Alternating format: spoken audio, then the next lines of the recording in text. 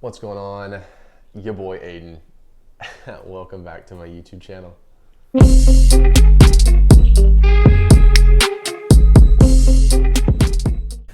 All right, so today I thought I would do kind of a Q&A.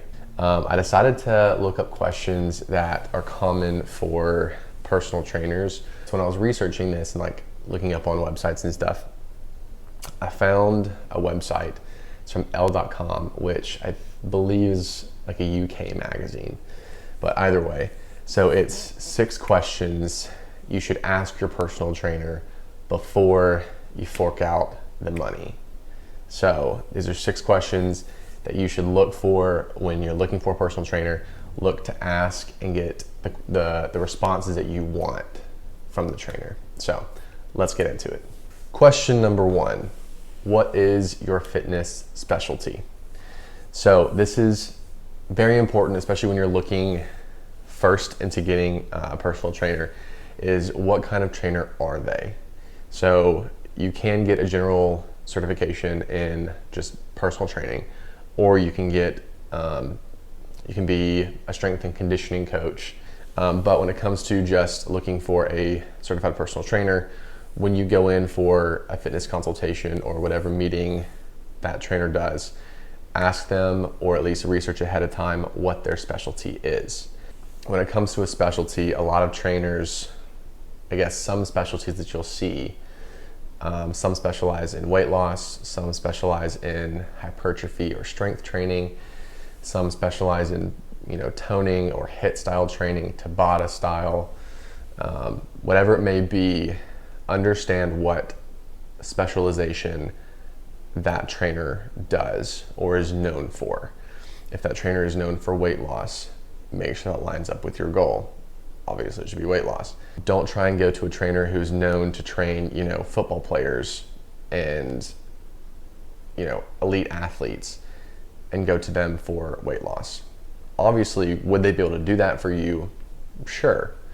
But their clientele, their specialty is most likely going to be strength training, muscle building, conditioning, elite athletes, that population, which might not line up with what you're going for, which could be weight loss and, strictly just fat loss, a little bit of muscle gain and toning. So when you're researching a personal trainer or you're having a meeting with a potential personal trainer, make sure that what they're talking about and kind of what they say is their specialty, make sure that that lines up with what your fitness goals are.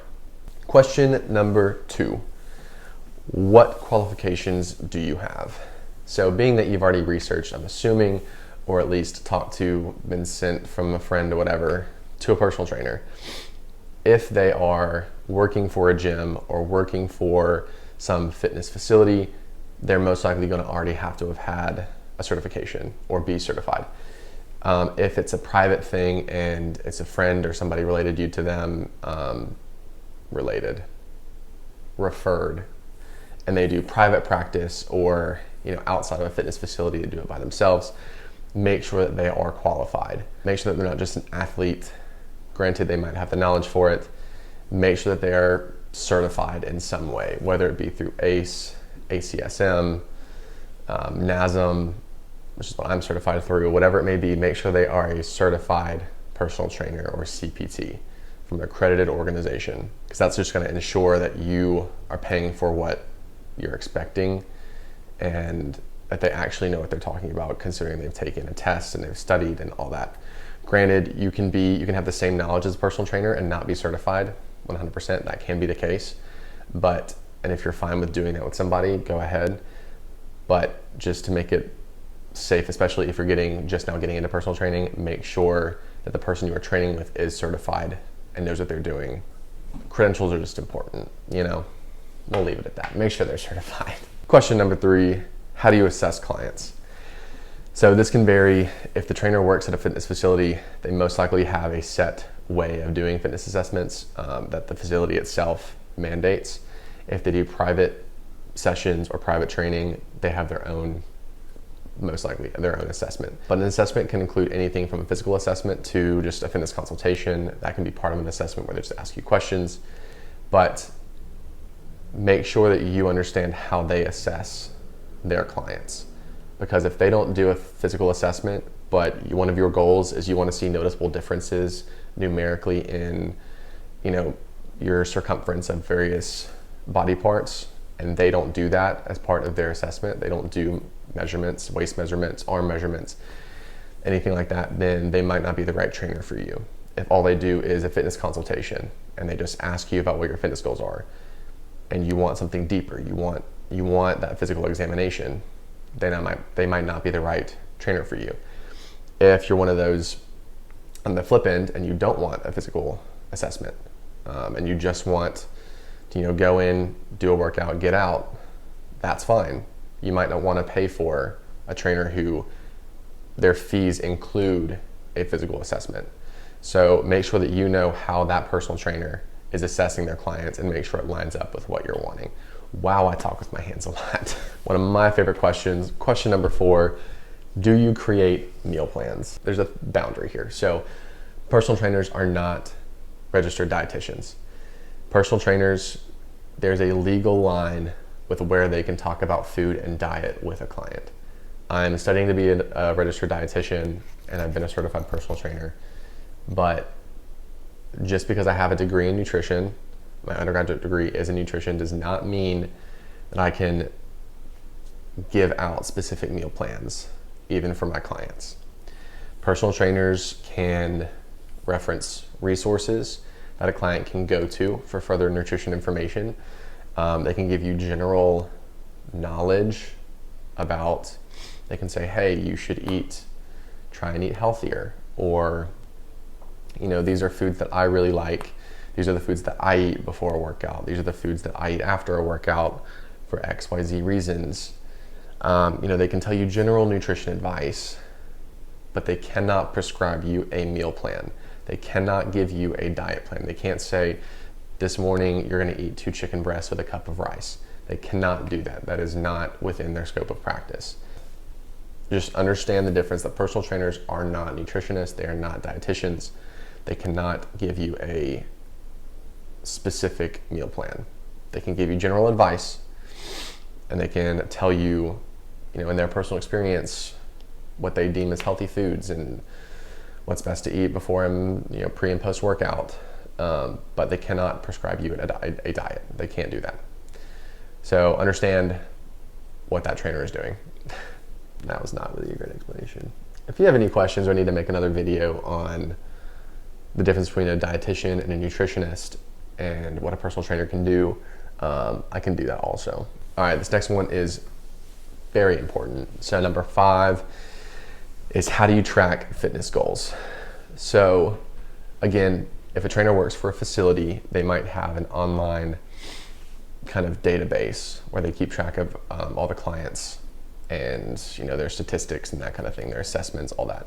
If it's a private trainer who does their own thing, they might keep up with it another way. But if that's something that you want, and you want to see those numerical differences, you want to see your rep ranges go up, you want to see the time that you're doing a plank increase over the span of however long you're doing it.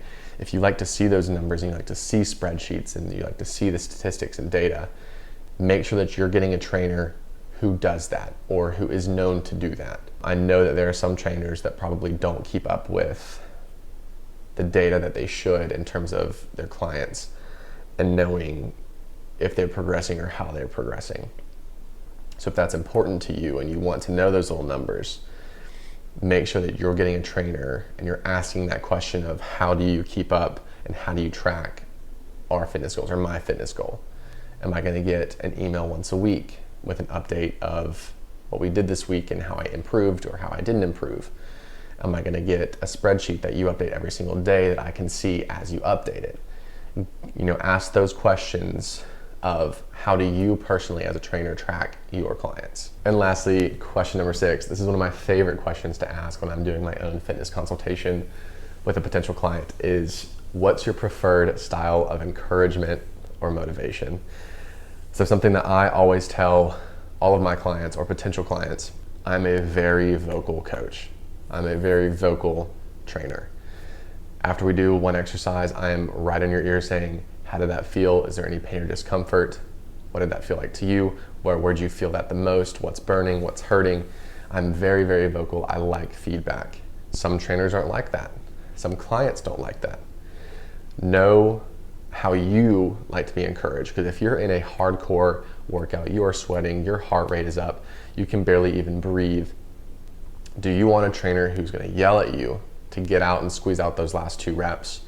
Or do you want it to just be, dead silent? You're in your head, you're focused, you're, zone in. Whichever you prefer, you need to make sure that that trainer is going to fit what you want, because you're going to get the most out of your workouts when you feel the most comfortable and when you're pushing yourself. Most people get trainers because they don't push themselves to the extent that they know that they should be pushing themselves, and they do that for the extra motivation and accountability, which is fine. But again, some trainers are, they'll yell at you, they'll scream, they'll get in your face, whatever it may be. Some trainers are like that, and if you need that and you like that kind of motivation and encouragement, by all means go for it. But if you don't, you need to have made sure and asked that question of, how do you encourage your clients? How do you motivate your clients? Or just go ahead and tell them, shut up, don't even ask the question. Just be like, if a trainer doesn't ask you that question, I always do, but some trainers don't. If a trainer doesn't ask you, how do you like to be motivated when you're in the middle of a hard workout? Go ahead and tell them. If this is a trainer that you've already decided you want to work with, say, in the middle of a workout, I don't want to be yelled at. I don't want to be screamed at. I just want, every once in a while, if I'm getting into a hard rep or hard set, just be like, come on, let's go. You can get it.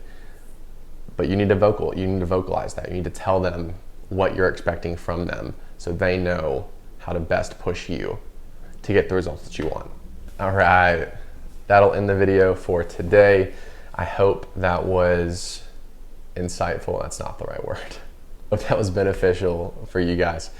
Again, these are just some of the questions that you might want to ask yourself or ask a trainer if you're looking into getting a trainer. I was looking online and I did really like these 6 questions, but I will link the article that has these 6 questions from l.com below if you want to check out a full description. But if you have any other questions, let me know in the comments below. If you haven't yet, hit that subscribe button and give me a thumbs up. Hit that notification bell if you're feeling it. But yeah, I appreciate you guys hanging out with me, and I'll see you on the next one. Peace.